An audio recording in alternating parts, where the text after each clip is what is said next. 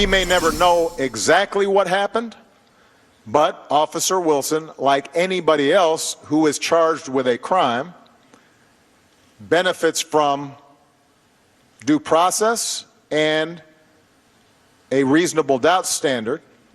And if there is uncertainty about what happened, then you can't just charge him anyway just because what happened was tragic. That was President Obama today at a town hall meeting at Benedict College in Columbia, South Carolina. The president answering a question from the crowd on why his administration's Justice Department did not charge Ferguson, Missouri police officer Darren Wilson in the shooting death of teenager Michael Brown, an 18-year-old. A Missouri grand jury and now the Justice Department have determined that no criminal charges are appropriate against Officer Wilson, and that suggestions that this officer shot the 18-year-old Brown as Brown was surrendering with his hands up were not supported by the facts.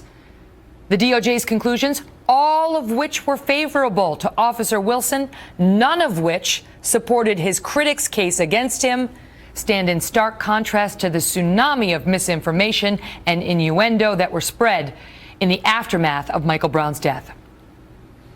He turned around and he put his hands in the air, but the officer still approached with his weapon drawn, and he fired several more shots, and my friend died. We want to know why he felt the need to execute Michael and Leslie's child. How can you justify killing and shooting down a man in the middle of the street, execution style? The issue is how a young man with no deadly threat, no life extenuating circumstances was shot multiple times. We have a responsibility to come together and do everything we can to achieve justice for this family. A vigorous prosecution must now be pursued. Hands up. Don't shoot. Hands up. Don't shoot. Hands up. Don't shoot. And all of those people have since come out to apologize to Officer. Oh, wait. Rich Lowry is the editor of the National Review. Leslie Marshall is a progressive radio talk show host, and both are Fox News contributors. And now even the president, Rich, today suggesting that it was basically just this tough, reasonable doubt standard that led to Officer Wilson not being charged. And before I give you the floor, I just want to take the audience through it, okay? It wasn't just the tough, reasonable doubt standard. This man was exonerated by the DOJ. And let me give you a sample of what the DOJ's report says. The witness accounts that Brown was surrendering with his hands up do not support a prosecution. They are inaccurate, inconsistent with the physical and forensic evidence, and are materially inconsistent with the witness's own prior statements. The evidence does not establish that it was unreasonable for Wilson to perceive Brown as a threat while Brown was punching and grabbing him in the SUV and attempting to take his gun. There is no credible evidence to refute Wilson's belief that he was acting in self-defense. Listen to this one. In analyzing all the evidence, federal prosecutors found Wilson's account to be credible. Brown did not sustain gunshot wounds to his back. There are no witnesses who could testify credibly that Wilson shot Brown while Brown was clearly attempting to surrender. And here's the last one for you. Multiple credible witnesses corroborate virtually every material aspect of Wilson's account and are consistent with physical evidence. And so where does Officer Wilson go to get his reputation back?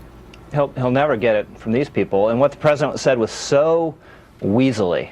You know, he's suggesting, oh, it's such a close call, and it's just that he has the reasonable doubt standard on his side. This is not a close call in the least. If the president had any decency, he would just say, look, I like to tell people sometimes things they don't want to hear. I know some people on my side don't want to hear this, but there is zero credible evidence that this was a racist assassination. But he won't say that because the left is full of Ferguson truthers who are invested in a lie about this case, that Michael Brown held up his arms and said, don't shoot. There's zero credible evidence that that happened, but a movement has been based around that falsehood. Leslie?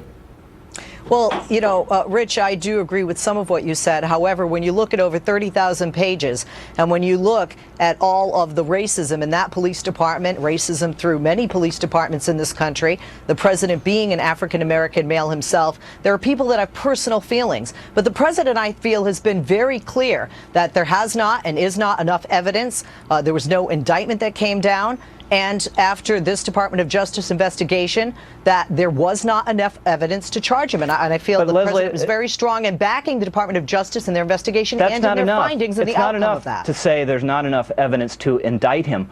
All the evidence, all the credible evidence, the physical evidence, and the witnesses whose testimony is consistent with the physical evidence and is internally consistent, all suggest this is a justifiable act of self-defense. That's so again, what the it wasn't DOJ a close said. call. And look, I don't like the traffic stop policy in Ferguson or any of those jurisdictions there in Missouri. It's predatory, it's stupid, but it's not necessarily racist, and it's not what this movement was based around. And it was based around the idea this Michael Brown was shot in cold blood. And what about, lie. Leslie, all those people whose sound bites we just played? I mean, Al Sharpton, there was no deadly threat.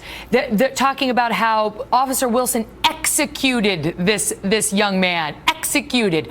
The governor of Missouri saying a prosecution must take place. Where are the mea culpas?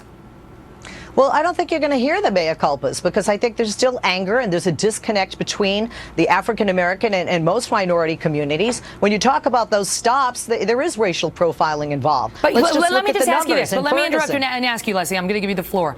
Wouldn't it be so much more credible if they came out and said, we were wrong about Officer Wilson, but we want to talk about what the DOJ found with respect to Ferguson. Then people might listen. But when they're standing firm on Officer Wilson, not acknowledging that all the innuendo and rhetoric they ginned up was false and totally baseless, it's tough then to listen as they get to point B.